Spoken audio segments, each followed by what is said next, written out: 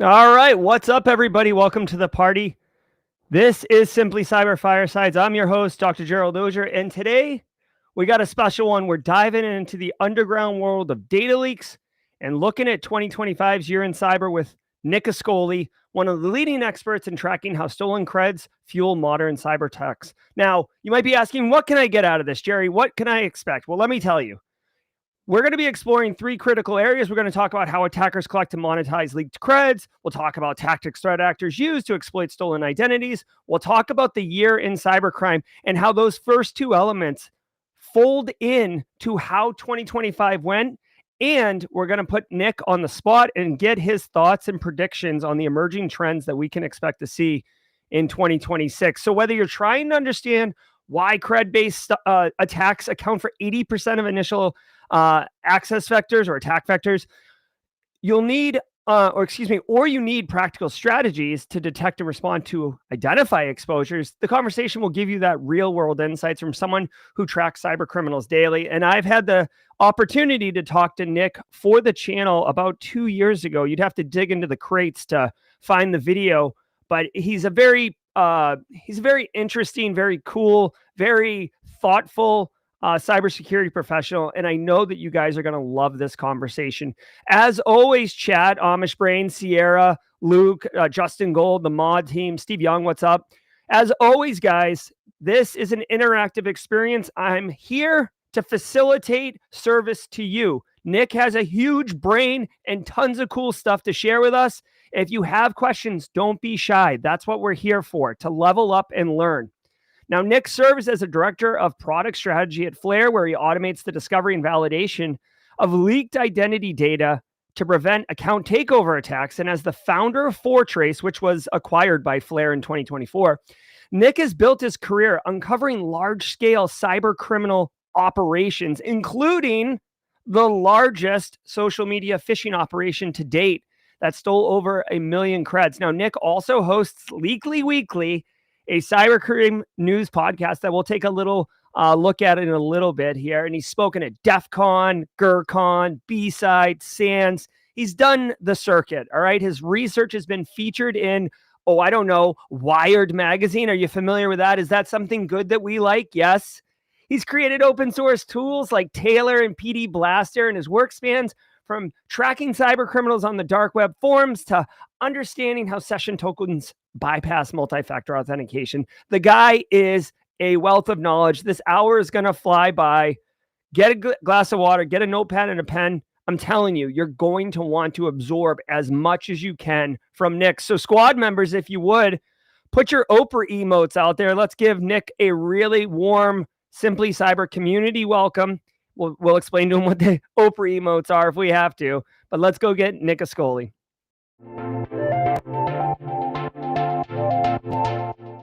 What's up, Nick? What is up, my friends? Thank you so much for the intro. And first of all, I'm so sorry to the audience for the catfish of my profile picture that had very long, luscious hair. My hair is significantly shorter than was advertised. So sorry about that. My fault. I will say, when I first met Nick, he did have that long, luscious locks, though. Yes. So, like, that's the memory I have of you, Nick. When I mentally picture you, I'll get back there. I'll get back to that point. But long hair is a lot of work. Yeah, there's a maintenance factor to it. Yes. And all the folks in chat, women and men with long hair, let us hear about it. Let us know if he's making something out of nothing or if you've preached with that. Yeah. So Nick and I actually met at Black Hat 2 years ago, I think, 2-3 years ago, in a random chance encounter. We kind of got paired up almost like a speed date where I was interviewing him and he was answering questions around Foretrace. And it was a really great conversation. But the question I kind of want to ask you, Nick, is like, we met at Black Hat, right? Like, are you still enjoying kind of going to the Vegas Hacker Summer Camp, if you will, the Black Hat DEFCON experience? I am, yes. And as a matter of fact, I got back. I am coming to this interview from a conference that I was at today, Identiverse, which is like an identity conference series that has like, there is a security angle to it, but really it's like identity in general, which was a really cool, it was cool to go to something different, like a different, a con of a slightly different focus. But yes, I wasn't at Hacker Summer Camp this year because I was horribly, obnoxiously ill. Ooh. But generally, I haven't missed it for a while. It's been many years that I've been going straight, and I am still having fun. So I'm gonna keep going. I like the community. I like checking in with people who I haven't seen in a while, and I always make like a few new friendships at the big conferences that make it all worth it. Like if nothing else, I made a few friends. Maybe some researchers, maybe some practitioners, maybe some other product people. Who knows? But I've never left with regrets.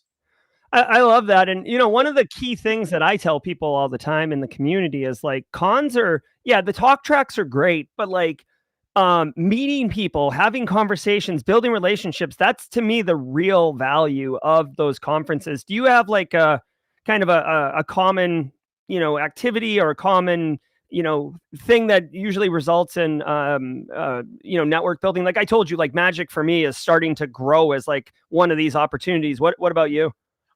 Generally, if there's something I don't feel like going to, then I extremely go to it. My I have a sense of FOMO that I let drive my experience at any conference, and it works. Like I every time I'm like, I don't want to go to that thing, and then I go, I'm like, okay, I'm glad I went to that thing. So like stepping a little bit out of my comfort zone, maybe pushing my limits a little bit, obviously, unless I'm like dead tired, then no need to I'm not going to die over it. But I really just get everything out of it I can socially, and I'm like a normal person who works in technology. Like my social battery will drain, but Mhm. I'll caffeinate a little bit and I'll stay on it and stay out and about, and then crash really hard at the end. So it's Quick not really advice or a typical thing that I do. It's just I just kind of I go to everything. So it's guaranteed to work one way or another. Just like a quick lightning round question: do you have a favorite conference? Like, is there a conference that you particularly look forward to every year? I think Hacker Summer Camp is big, but and I do look forward to that. But also the local one. My closest conference is BSides Charm, which is the BSides conference in Baltimore. Hmm. And I love that one. I see the same crew every year who runs the conference. They do an amazing job. Shout out Russell Mosley and a bunch of other people over there. And it's always well done. I always go to a few talks that I end up really liking, and meeting people. Like, that's also a conference where I usually leave with a few new friendships. So I Amish Brain said, "Fear of missing out motivates you how?" I don't really understand that. Good question. It motivates me to not miss out. It's like it's in the phrase. I am afraid of missing a valuable connection. So I refuse to miss the opportunity.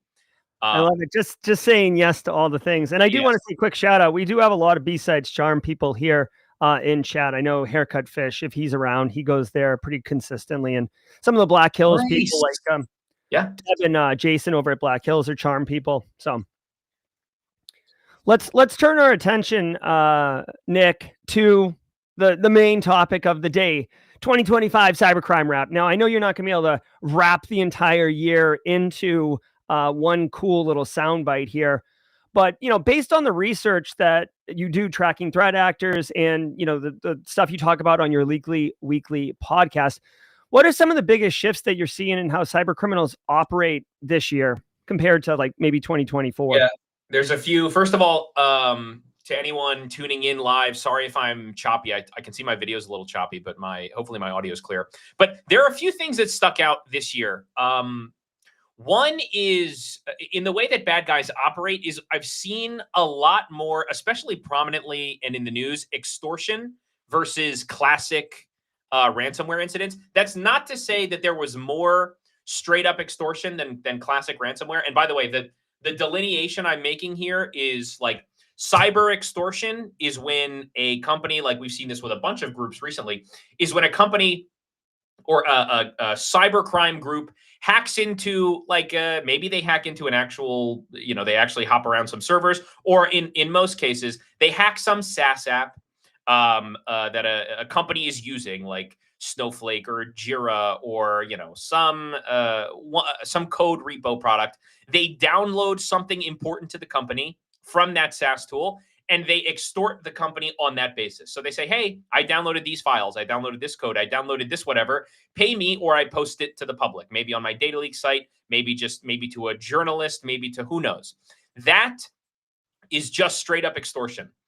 Ransomware is like, you deploy ransomware on a host, you try and infect a bunch of hosts, you lock down the machines, you usually also steal files as the cyber criminal, and then you do like a double extortion. You extort the company for the to unlock the systems and to prevent the files from being released. So you have two levers there, but the level of effort to deploy ransomware at a company versus just logging into a SaaS tool with like a valid credential and hitting the export button in the admin portal is significantly higher. So we've seen a rise, especially from like youth hacker collectives, of just straight up finding credentials that work or calling the help desk and getting access to a corporate SaaS app. And all the data in that SaaS app, like a decade ago, was stored internally and did require someone to hack in and escalate privileges and move laterally. And now it's just like in a SaaS app with a public login portal. So the digital transformation to storing data in SaaS tools and infrastructure as a service tools has made extortion easier, not ransomware, but extortion. And we've seen a lot more groups, especially the young English-speaking hacker collectives, just log into SaaS apps and steal data versus become ransomware affiliates and do things the hard way. So a lot more cybercrime is trying to take the easy way out. Unfortunately, it is working, despite credential controls being better than they used to. Like a lot more MFA is out there in the world. A lot more like good auth, like anomaly detection is happening. It still is not preventing the problem. I mean, the problem is still very, very serious. And cookies are now a big part of the equation, where attackers aim to steal sessions that have already passed two-factor authentication and use those to get access to the app. So that was a big, that's been like a slow change that we're still in the middle of, but it was very prominent this year. So that, in terms of how bad guys operate, I think that's a big one. There's a few other cool observations, but I can share them if you'd like. Yeah, well, yeah, let's keep going. I mean, I have a follow-up question for you, and but yeah, I mean, if you have some other observations, drop them, man. Okay, I mean, we want to hear. I'm happy to. So another big thing was this year and last year, but more so this year, it's more of a recent thing, is breach impacts have had big downwind consequences that, again, years ago was not often the case. So usually when you're browsing a cybercrime forum in like late 2023 or early 2024, you're seeing a lot of people saying, I hacked XYZ platform. I hacked this sales tool. I hacked this lead generation tool. I hacked this data storage tool. And they download the user databases from these tools or some files from the tool itself. And they upload those back in, in that era, often for free, just for clout, for, for cred points within the community. And it just affected, the user base of that company. Now, exactly, Jay Gold, 96, supply chain. Now that has changed because they've gone after a big thing that changed with the at least it wasn't a change, but it was the effectiveness of targeting Snowflake tenants by the Scattered Spider crew that was doing that operation, who operated under a few different monikers, Scattered Spider being one that the industry uses. They logged into people's Snowflake tenants using valid credentials, exported the contents, and then leaked them. So Snowflake was not hacked in that case, though a lot of news articles would read that way. Snowflake was not hacked, just they logged into people's Snowflake tenants. And in other examples, like when Intel Broker hacked Cisco, is who they said it was. Cisco was really not the biggest victim here. It was all of the customers that were using that Cisco product. And there are so many breach examples like that from the last 12 months where some kind of business process outsourcer or technical tool is the thing that was hacked, and the data that was stolen impacts the customers and users of that tool. So you're not really extorting the company. It's kind of a new type of double extortion where you can extort the company whose data you stole, but also now the downstream victims, because you didn't just steal their member database, you stole all of the things that their customers are storing in the platform. So there was a lot more breach impacts were not isolated in the same way that they once seemed to be. So extortion crews are rising. Cybercrime has become easier. Surprisingly, credential attacks are on the rise in terms of volume, despite you'd think these were, starting to go away. They're not quite yet. And then breach impacts were not isolated. Those are the big takeaways. And then the final one is a lot more people went to jail this year. In Yes, the last I 12 was going to months ask you about that. than we thought. Than I would have expected. And in the network of people that, if you read all of the articles, the network of people that were in Shiny Hunters and Lapsus and Scattered Spider and things that are kind of offshoots of what's known as the COM, which is a hacker, kind of more of a subculture, not really a hacker subculture, just like a internet subculture that has spawned and forged many relationships that became prominent hacking, kids that got together to do big hacking campaigns. I say kids, but there's also a lot of the people get arrested are in their 20s. There was 20 some odd, I think 26 arrests in the last year and a half of people involved in some of the highest profile campaigns that came out of those groups, which is shocking. Really, that there's a lot of reasons for that, but that number of arrests was stunning. We kept seeing every week, it started to become casual. Boom, an article, the kids involved in the MGM hack arrested. Boom, an article. The kids involved in the M&S hack arrested. Boom, an article. It kept happening. And it didn't, this was not the case in 2023 and the beginning of 2024. A lot of these big breaches, the people are still kind of on the lam. So people moved a little faster this year. Maybe better tooling, maybe upskilled investigators. It's hard to say what it is. Maybe not great OPSEC from the cyber criminals that maybe the old guard used to have that the new guard doesn't, or something. But yeah, a little younger, yeah, a little bit more braggadocious. yes. You covered a lot of things in there, Nick, and I Sure kind did. of want to drill into them. So first of all, one of the things you mentioned was how basically extortion with just, we take your data and we're gonna leak it unless you give us money, versus the more traditional. I guess back in my day, we would encrypt backups and we would delete shadow copies. We'd do the hard work. I was kind of, I've been on the impression that it was more because we've had, about 8 years. I mean, I like to use, I know there was ransomware before it, but I like to use WannaCry as kind of the Sure. start. And we've had 8 years to come up with all sorts of product, all sorts of technologies, all sorts of best practices, tabletop exercises for staff. I thought that the ransomware encryption phase was either not less successful, but the ability to stay resilient, the ability to recover was so much better that the threat actors are well, just it's quicker, easier, and cleaner to just steal the data. Do you think that that's true? And they don't have to be mutually exclusive, or is it really just because you can log into an admin panel and hit one button and it's convenient? That both, absolutely. That is such a good point, by the way, that you made. That it is both. There are ransomware operators who do have the level of sophistication to conduct traditional ransomware. But yes, backups are more. It's a more adopted policy. There's much better tooling in place. There's much better, an EDR product today is so much better than an EDR product several years ago. And you do see those groups. We have a ransomware expert at Flare, Tammy, who you can look her up on LinkedIn. She posts awesome stuff. Tammy Harper, shout out Tammy, who talks about this. There are traditional ransomware groups now that do a lot more extortion, and there's groups that do both. So they deploy ransomware and they extort. Maybe the ransomware doesn't work. They just extort. Maybe they got the thing from a web app, so they can't do ransomware. There are groups that just extort. There are groups that do ransomware and extortion by web app stuff. And there are groups that still just do traditional ransomware and are still making a ton of money and getting a ton of victims. So the big shift for groups of technical capability is the one you're talking about, the one you brought up. The big shift in for newcomers is they're not learning the figuring out how to like deploy a script over SCCM to send the ransomware out to all of the hosts and all of the many PowerShell nuances to get the thing to execute properly in like a signed code environment.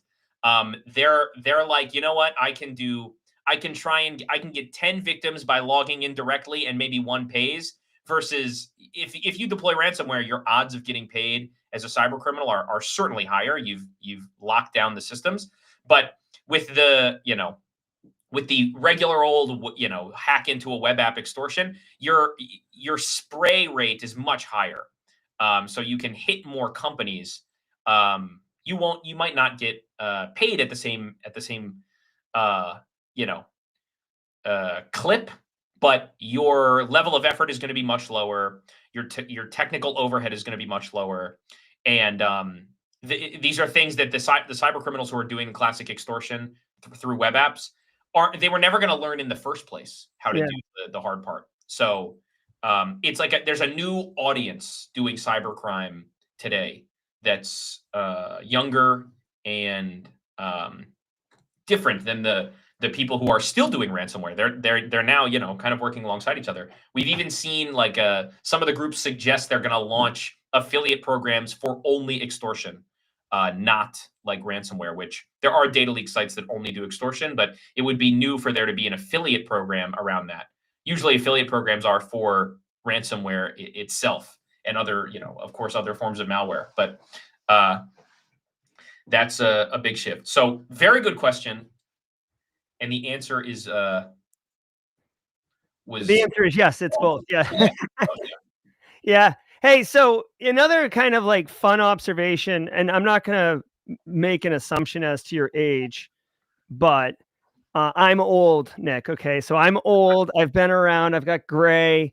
I remember analog. Okay. So an observation that I have made that I'd love your thoughts on is, one of these trends that we're seeing in the industry, and it's kind of a more recent trend. So it's obviously going to be a big deal in 2026. And you already mentioned it, is this consolidation of this new generation of hacker and like forming the Shiny Hunters kind of crew out of Lapsus, not Shiny Hunter, Shiny Spider, I think they're calling that new ransomware. There's so many names. There's Scattered Spider, Shiny Hunters, Lapsus. Those are all like but intermixed and intermingled, and then there's a lot. I think in today's news, though, they came out and like those three groups have formed a new ransomware variant called Scattered Shiny or Scattered Hunters or what. It's like an amalgamation of their names. Anyways, the observation that I've been making publicly is it feels very mid-90s hacker, anti-establishment, counterculture, and the way that you rank up among your peers is by how good you are at doing the thing, that the hack, or how aggressive you can be on the call with help desk to get them to give you the creds. It feels like it's much more about not lulls because it's about money now, but it's about technique and about elegance of execution and stuff like that. And them forming this kind of Voltron supergroup makes me feel like it's similar to, Johnny Lee Miller and Angelina Jolie, where it's like they wouldn't let Joey into the little group until he figured out he had to do like a cool hack. And then, do you see these parallels from your perspective? I do. I think there's like with every generation of cyber criminal, there's some like level of finesse that they have to be reasonably good at to be effective and to stand out and to be, to actually deliver some value to the crews that they're in. Now, these crews like the SLSH and Scattered Spider and Shiny Hunters, first of all, they don't even they often don't think of themselves as that group. They you often are using the names to troll. And these are just like loosely connected and affiliated kids who are in the same Discord and do some hacks together. And usually it's known who the actual hackers are, and they have some like fame in their Discords, and it's very much about clout. But where like a decade ago, or and some change, understanding like how Windows worked in excruciating detail, at the OS level, was how you wrote malware that was going to work. Now, now that most of the value that's come from a lot of these groups has not been extremely technical, but has been more social engineering, being good on the phones is like the new finesse. There's always like a skill tree that's valuable for that age of cybercrime. And for this one, social engineering, kind of like any way you spin it, has been in one way or another a part of many of the largest breaches of the last year. Like it's either been they've straight up logged in or they called help desk. There are many prominent examples of those not being the case, but it feels like in a majority of news articles about a big breach, that's what it was. It was one of these two things. So the social aspect is the new hack, and I do for that reason I see parallels from old cybercrime communities. But the thing you have to be good at to stand out has changed, and I'm sure, and maybe it'll change again in 5 years. Yeah, it's interesting. We have so Tyler Ramsby's in chat right now. He's a senior offensive security pen tester for CrrCON, and I was talking to him literally yesterday, and he was saying that like the phone call to help desk is like one of his tried and true bread and butter. Call, hang up on him, and then call an employee and pretend to be the person who picked up the phone at help desk, right? And that works with great success. So certainly, social engineering, especially in the age of AI, where you can really have it like script up a pretext really nicely. Let's change gears, Nick, for a quick second. So in Microsoft's 2025 Digital Defense Report, they identified credential-based attacks as 80% of initial access. So from your perspective in the trenches, why has this become so dominant in 2025? And is there like a path to reducing it, or is this like what 2026 is going to look like? I think at least the first half of 2026 and probably the whole year will also be filled with credential news and things and topics, because the big change from, also I see really good questions in the chat that I flagged them. Yeah. But the big change in the world of credentials has been the proliferation of info-stealer malware logs, which in case in the audience you're not familiar, info-stealer malware is like a variant of malware. When it infects a machine, it steals, as the name suggests, it steals things. It steals the credentials saved to your browser's password managers. So if you you log into YouTube and it says, hey, you logged into YouTube, would you like us to remember this password? If you click yes, that is saved on disk. That's saved to the device. And when you open your laptop 6 months later and you're still logged into YouTube, that's because a session was issued on that device and is also stored on the computer. So info-stealer malware will steal both the credentials you saved and the session that was issued by the provider. And it steals a bunch of other stuff. It steals your browser history, the autofills, the form fill data you filled out. It steals files from the computer. It takes a screenshot so that they know how they got you or what you were doing at the moment of infection, and other stuff. There's a lot of things. Steal all the things. It steals. Yes, it is stealing all of the things that it can.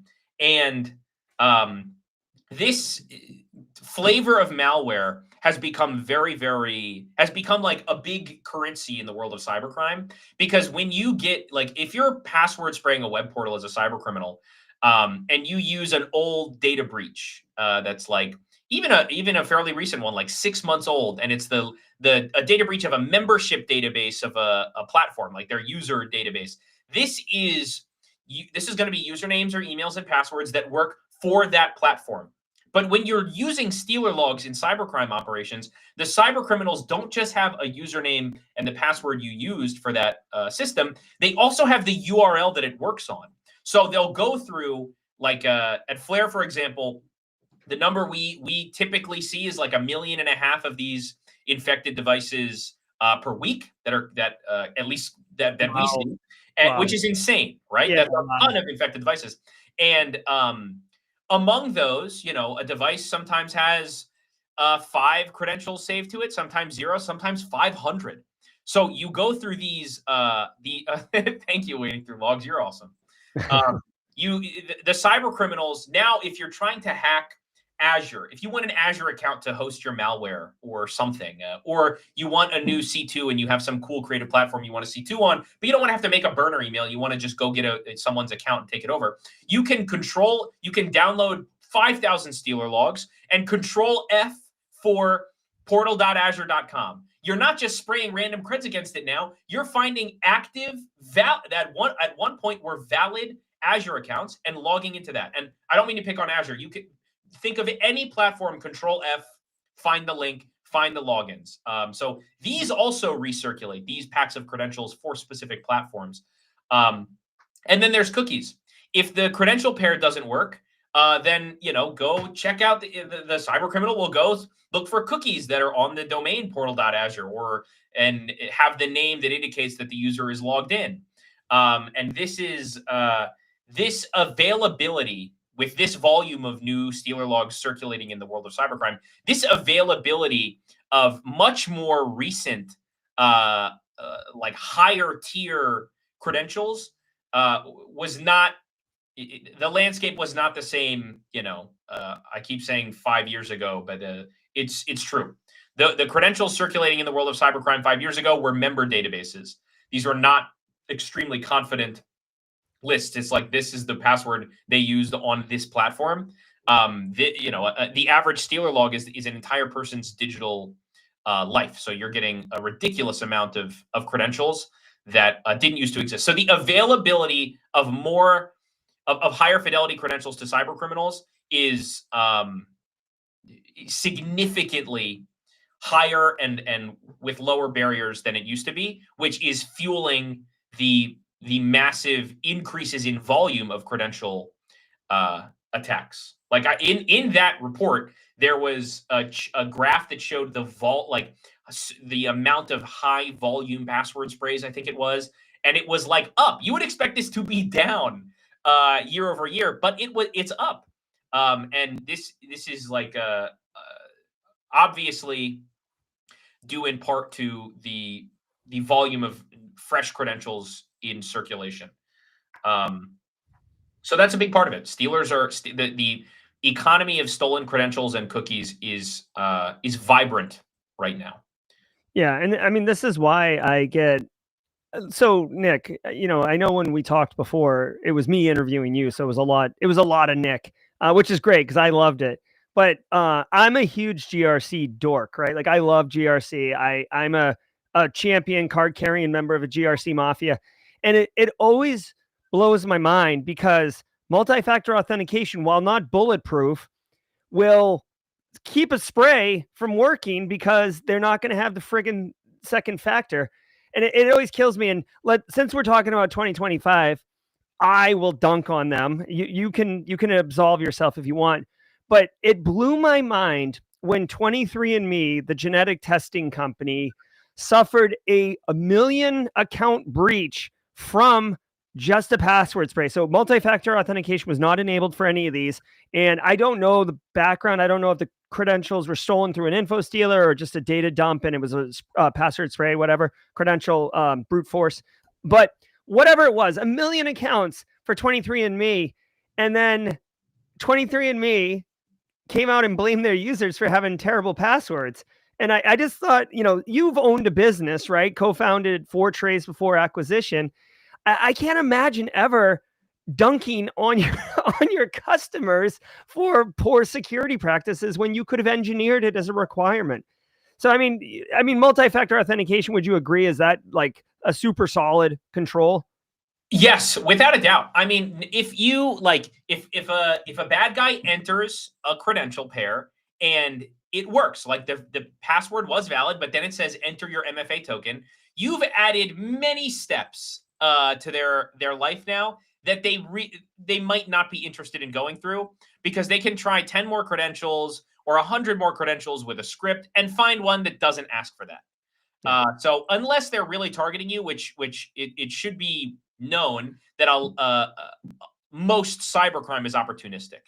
They're not targeting often, not though there are many exceptions. They're most often not targeting anyone. They're importing these lists of cookies and credentials. They're trying to take over accounts automatically with scripts and a whole host of automation tools that are popular among cyber criminals.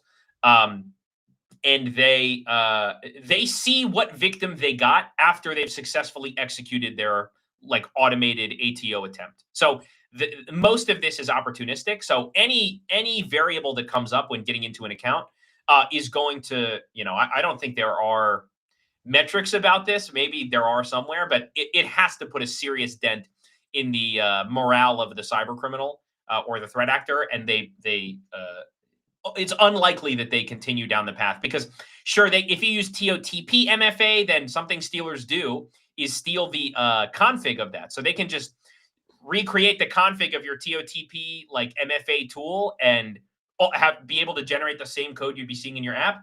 Most people aren't using this, I suspect. And exactly what Jay Gold said, MFA is a lot better than no MFA. Yeah. And I mean any kind. Like, yes, there are ways around it. Yes, you can be SIM swapped. Yes, they can regenerate your TOTP token. Yes, they can find a valid cookie and bypass it altogether. But there's no question that enforcing MFA is eliminating the lowest barrier to entry for ATO that exists. I would never suggest anyone, not do it, basically. So I'd like to welcome to the stage Sierra Montgomery, who's got 4 questions in chat. So she's like unofficially co-hosting the show now. You mentioned automation, the threat actors automating, and then basically getting maybe a Slack message that, these ones successfully logged in, and then they go figure out, who did I get? Is it worthwhile? You mentioned automation. So Sierra says, how has, AI and automation changed the way threat actors use leaked data? Again, big story for 2025 is the utility of AI for automating these things. We just saw, with Anthropic in China yesterday in the news. Yeah, that's such a good question, Sierra. Automation has changed the speed at which they operate and the availability of tooling they have to test things like credentials and cookies. Talking about those specifically quickly. So there are tools like BL tools, Open Bullet, which they configure to test credentials. And, there's a bunch of, you can look on GitHub for password spraying scripts that accept ULPs, which is their URL login password format.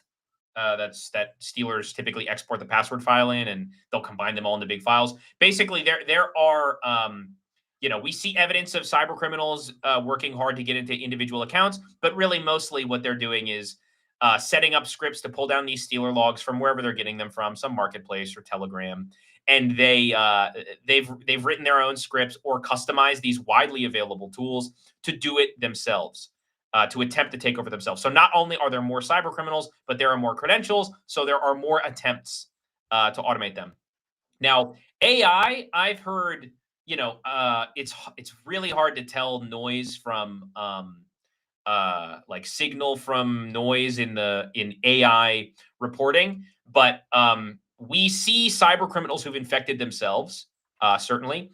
And a funny full circle moment here is oftentimes this is a campaign where we saw a ton of cyber criminals infect themselves, which let us learn a lot about how they operate by downloading. I talked about a cookie checker, BL tools. There was a cyber criminal who laced BL tools with an info stealer and sent it out to other cyber criminals. So they all infected themselves, leaked all the stealer logs that they had downloaded on their devices, and truly no honor among thieves. But right, yeah, you can see all of their devices, and I with great confidence, I can tell you that all of them have all of them use all of the AI tools. Every cyber criminal has accounts on the big AI platforms, and what they're using them for exactly, we see chatter about it. It's kind of the things you'd expect. Writing emails, maybe occasionally helping as like a code co-pilot, but nothing shocking, like kind of helping with basic automation or with proofreading of things to make things a little more convincing.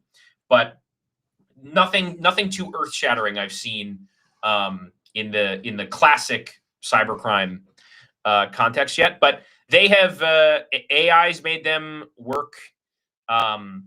Made their work probably present cleaner, which makes them move faster, and automation has allowed them to scale up to a degree that continues to outpace itself year over year. So, very good question, and I'm glad it led me to telling the story about the infected BL tools tool that went around. Yeah, no, clever guy or clever lady, whoever it was. Yeah. Sierra is pushing me. We should just do a face swap here, and I'll be Sierra. Based on recent trends, Nick, this is a great question. What's an underestimated risk and identity exposure that we should be thinking about as we go into 2026?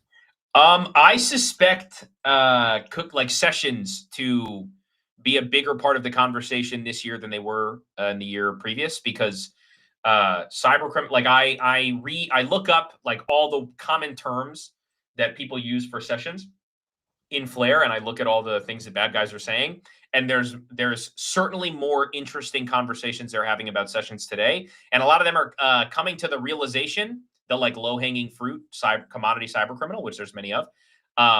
They're coming to the realization that taking over a session is very easy. It's often like a drag and drop or a few clicks or using BL tools, and that they don't have to mess with two-factor anymore because it's an already authenticated thing. And there's really great blogs from a Spectre Ops one that went viral a while ago about ESTS off persistent, the Microsoft token that can be used to reissue sessions, which can also bypass multi-factor. And we see these all over infected devices. So I think bad guys are turning their heads toward cookies, because you don't have to call help desk if you can bypass MFA. You don't need to change the MFA token or get an account's password changed if you can just log right into it and change the password yourself, or log right into it and do what you need to do quickly without needing to change the password and raise any alarm bells. So I suspect session takeover will be popular in the world of identity. And in terms of trends, I suspect there to be more extortion. Like years ago, when extortion alone wasn't popular, I predicted, actually, I think at the Black Hat we met at, I gave a talk, and at the end I gave predictions. And I said I predict extortion to become standalone extortion to become its own carved out market. And not to toot my own horn, but that extremely happened. I mean, the writing was on the wall. I didn't Nostradamus that one. That was pretty. No, but it was well informed. Yeah, it was pretty obviously going to happen.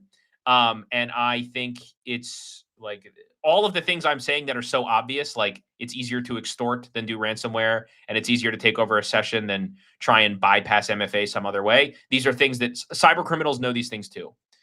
Many of them are very resourceful, and they keep up with the industry research. And I think they're, these things are becoming a part of their operation and will continue to be in a way that's probably more prominent. Yeah, I love it. And if you're curious about phishing, shameless plug here, Tyler Ramsby has a course on how to do hands-on phishing. This is Tyler, that offensive security pro. He's a member of the community, and at Simply Cyber Academy, he teaches you all these things. As a quick little lightning round question, Jay Gold, when you're talking about sessions and stealing the MFA sessions that are authenticated, are you recommending for kind of detecting that and preventing it, using conditional access checks on session tokens as they come in? Yes, totally. Yes. If the platform you're using allows conditional access policies of some kind, yes. Obviously you do have to balance business, end user experience and productivity with security. But of course you should, because when really good question, Jay Gold, because of the another fun story is we have a video that we've seen circulate the world of cybercrime of someone showing how to do session takeover in a more targeted way than the automated tools allow. And they demonstrate looking in, when a stealer log, when info stealer malware does its thing, it also writes a file called system info usually systeminfo.txt or userinformation.txt. And it's like the output of all the classic recon commands: systeminfo, who am I, hostname, a bunch of other things like that. And you see the cyber criminal go through that and build an anti-detect browser configuration, which is a tool used to basically make little virtual browsers to it's like a marketing tool to test connections to, like, what do my TikTok ads look like in Thailand versus what do my Reddit ads look like in Canada. It lets you do those things. A cyber criminal uses this tool, an anti-detect browser, which is very, very popular for cyber criminals too, and inputs all of the information about the host to recreate its footprint. Which we've known, of course, we've known they've been doing this, but to watch it live is always interesting. And I've actually demonstrated that live on a webinar too. That's on YouTube somewhere. I took over my own session from a different machine, the same way that a bad guy would. And they checked the location of the device. So the IP, they checked the geolocation of the IP on the infected machine in the system info file, and they leased a local IP close to the device. So they recreated the hardware profile, the graphics card, the screen resolution, the everything, and the location. So they can't get the same IP, but they can get one in the same town. So it just looks like they went to a coffee shop. And that's how they took over the session. They loaded it up. They opened up a window, and they went to a website, and they showed that without having done anything in a fresh browser they'd never opened before, they were logged in already to an account just by dragging and dropping the cookie file in there and entering and customizing the device a little bit. And that is certainly good enough evidence to suggest that when they really want to take over a session, they will go the extra mile, and the extra mile is not that many more steps. It's like a couple clicks and finding a local IP. So, like, not changing IP is really good. I'm glad you said that. Like, changing location is one thing. Changing IP alone is now, on the radar. What was funny about that video too, and this might be in actually, I won't spoil it, but I won't spoil it. It's going to be in a John Hammond video soon. He got his hands on it and was poking around it, which I'm sure will be a very entertaining video. The guy, the cyber criminal, picks the wrong location. The infected device was in Concord, North Carolina, and they picked Concord, New Hampshire, and went through with the rest of the process in their demonstration, and it still worked. Like, the platform they then logged into did not care that not only had they changed IPs, they changed states. Like, they did impossible travel, and the session takeover still worked. Wow, interesting. Yeah, it just goes to show you sometimes it doesn't matter how secure you are. The systems you're using, the platforms you're dependent on, if they're not hardened or architected in a way that's enough, these things can happen. Absolutely, which is unfortunate. So let's turn our attention for a moment here.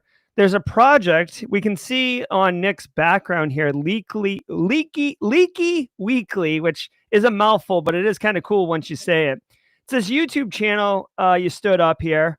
What's going on here, Nick? Because I know people, by the way, we're talking with Nick Ascoli, Director of Product Strategy. We're talking about 2025 cyber attacks. We're getting into all the fun things, having a good conversation here. But Nick does do this podcast. So, Nick, what are we looking at here? Yeah, this is a show that we started a while ago on the Flare YouTube channel and decided to move it to its own channel recently. So please go click a few videos so the views do something. But okay, not you right now. All right. Well, it sounded like a direction. Cybercrime News, and you're in the audience. Please check it out. You can recommend me stories. Join the Flare Discord and tell me what I should talk about. But we just re-uploaded we started this new channel, re-uploaded a bunch of the videos to it. And this is where we do like a cybercrime. It's supposed to be like a bi-weekly show. We roughly hit that, when there's interesting things going on. So we post relatively short episodes, 10 to 20 minutes, and go over in a lot more detail than I'm able to here, the behind the scenes of some of the cyber attacks going on and kind of what the drama is in the world of cybercrime. All right, cool. And I've pinned to the YouTube chat a link directly to the YouTube channel here that Nick's part of. So if you want to go check it out, if you've been enjoying the conversation with Nick, obviously it's going to be a lot more of content similar to that. So I wanted to give you guys more than just Simply Cyber Fireside. So Nick, I appreciate that you're doing that. Okay. One thing that you talked about that I love, this was at the beginning of the show. You talked about the increase in law enforcement takedowns. Now, I'm going to try to play it. I don't know if you're going to hear it or not, but regulators, mount up. Yeah. So anytime we do a story in the morning, where like today, Europol took down this massive crypto laundering ring thing. We play the Warren G. Nate Dogg Regulators. Again, I don't want to guess your age, Nick, but I'm sure you're familiar with that classic jam.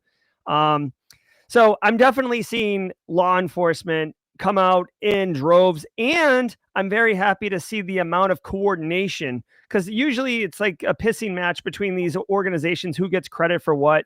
And Europol, Interpol, the Netherlands, the Danes, Ukraine in some instances, getting together on these.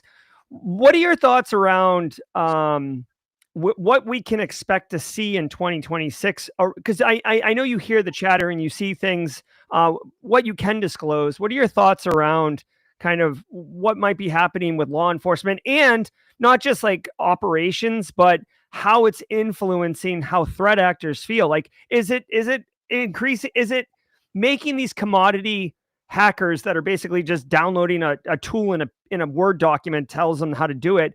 Is it causing them to be second guessing whether or not they want to be part of this type of lifestyle? Such a good question. We have seen, if you read like Brian Krebs' blog, Krebs on Security, where he dives very deep into the real weeds of cyber attacks and the people behind them. I've read so many Krebs articles where right before the cyber criminal gets arrested, Krebs, has a section in the article that says, and they reached out to me and said they regret everything, and is prison going to be bad, and do you think I'm going to go to prison? Because they're young people and they're freaking out when they know that the law enforcement is probably on their tail.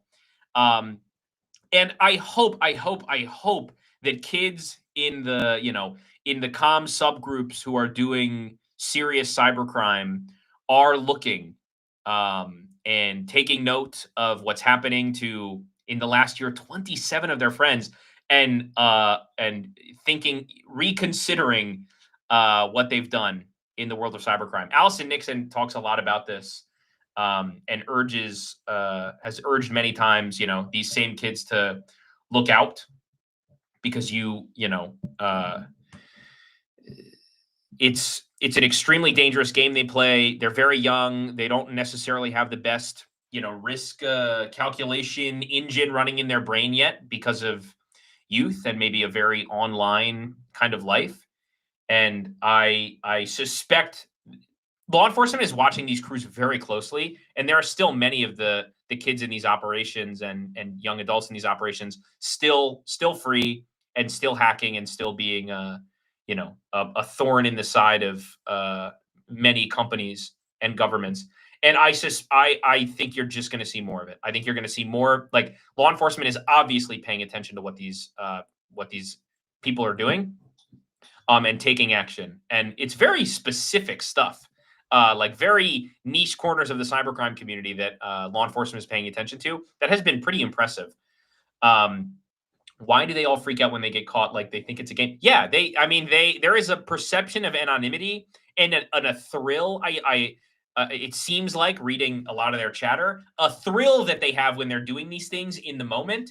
And then, a few weeks go by and the thrill has worn off. And now they're like, damn, I really might go to jail. And like, everyone in this Discord thinks I'm cool now, but like, what about in 2 years and they're all in college? And then what about in 5 years and they're graduating college? And what about in 10 years when they're starting families and I'm still in jail from a hack I did when I was 18?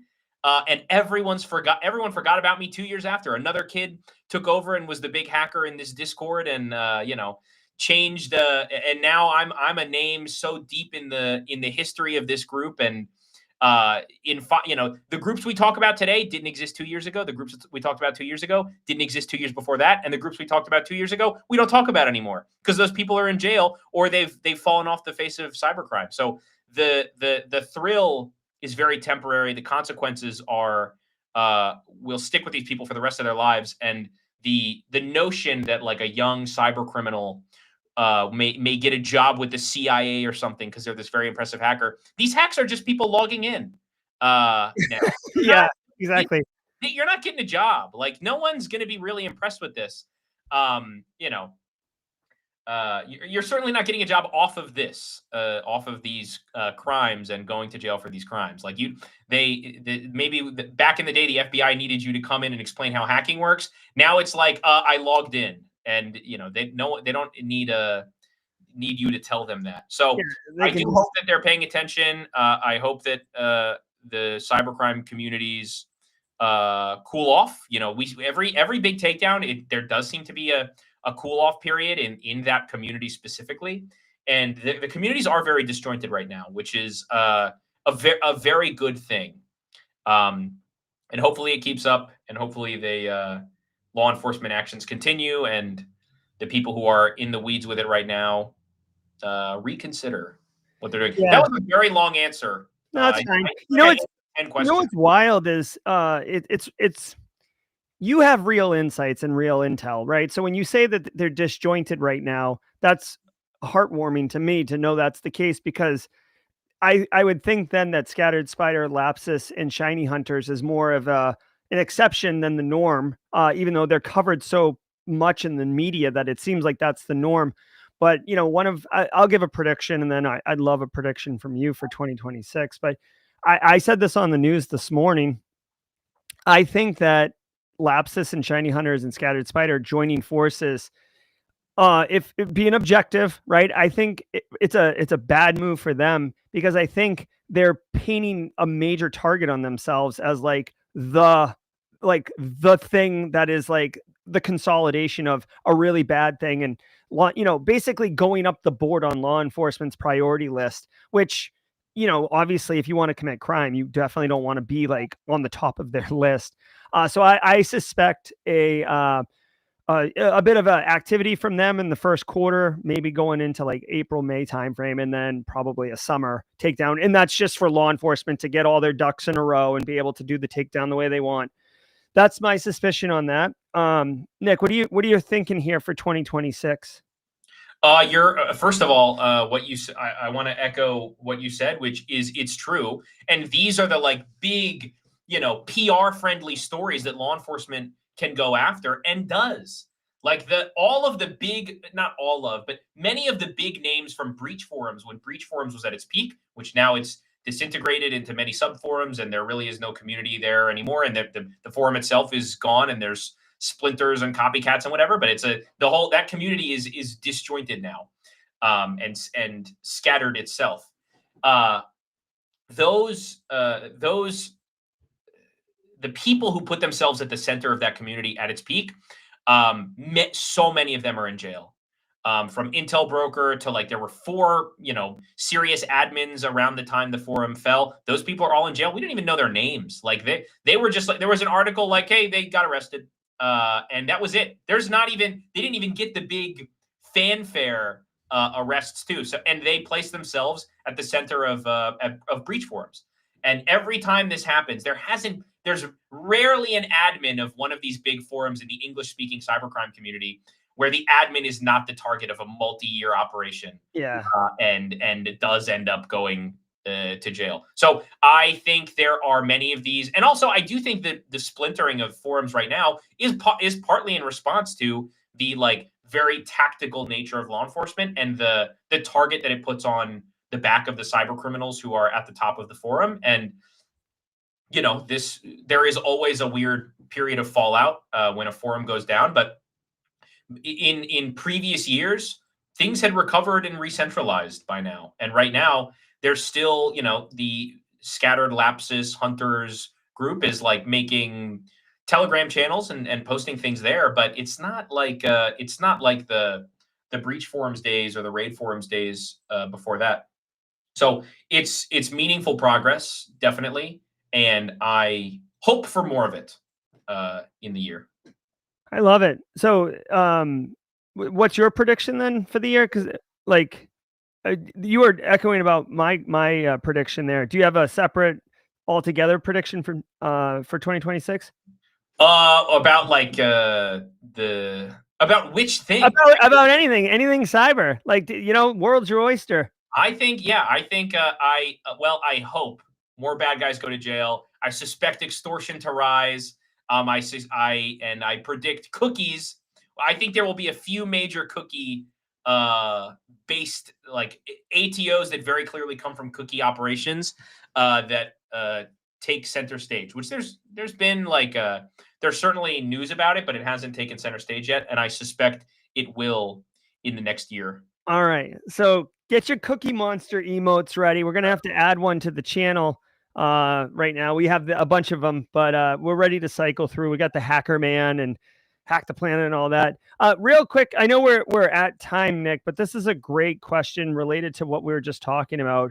Jared Rodriguez wants to know, have you seen an uptick of these organizations actually actively recruiting people to do certain hacks for them and then take the fall? I'm thinking of Shredder from the original 1992 TMNT movie plot line, if you remember that.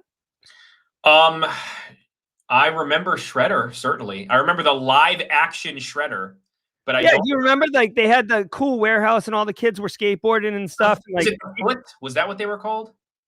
What, the Foot? Yeah. Oh yeah, the Foot. I do remember. Yeah. But yeah, that's a really good question, Jared. And yes, actually, that example, yes, I have seen in groups of people recruiting people specifically to make the phone calls for them to help desk or to whoever, and have a history of making these phone calls, who then become obviously the target of law enforcement because they are usually not cyber criminals themselves. The call itself is very traceable. It's not difficult to find out who they are. And they're usually also members of the same Telegram chats and Discords, and they're in the same online communities. So that specifically, yes. Now there are young people who are already like, they're not kind of coming from the wild. They're like already in these Discord groups. They're already friends with these people. They play video games with them or something. Like there's usually another route in. But totally, yes, they recruit. Definitely, we've seen people get recruited to be on the phones who are not technical.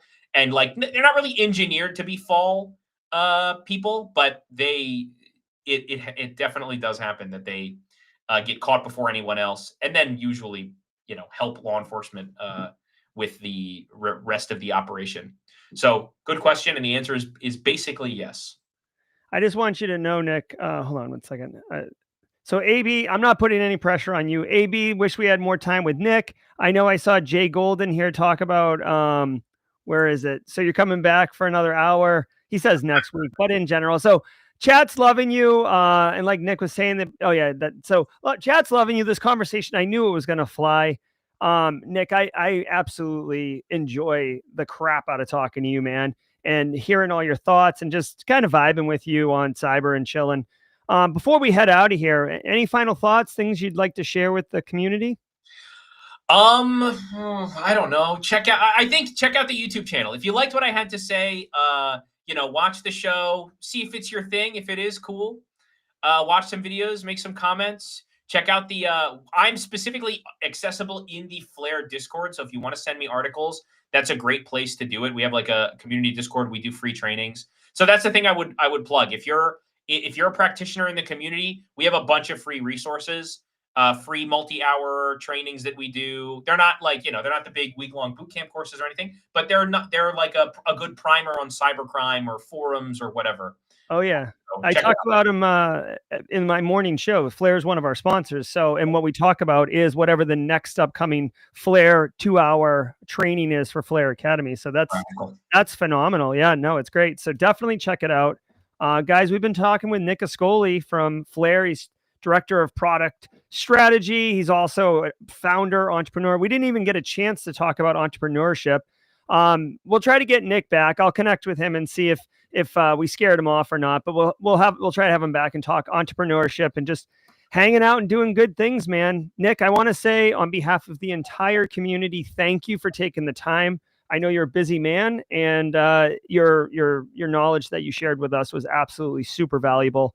And yeah, thank you very much for being here. Thank you. It's my pleasure. I had so much fun. I love seeing the questions in chat. Really good questions. You guys are a really awesome community, and I tune in. I do tune into the news. Is that right? Nick Ascoli, Team SC. All right. Things a week. Maybe I should be more active in your chat, but I am absolutely a viewer. Oh, that's sick, man. Yeah. Well, for what it's worth, on Fridays from 9 to 9:30, we actually do panel jaw jacking, like an AMA, instead of just a solo person, like Monday through Thursday. So maybe you come by and jump on the panel. It's very low stakes, just chilling. Yeah, totally. All right, there you go. We'll get some more Nick Ascoli. Guys, thank you so much for making this part of your day. Thanks for the great questions and the kind words to each other. I'm Jerry from Simply Cyber. For Nick Ascoli, thank you very much. And until next time, stay secure.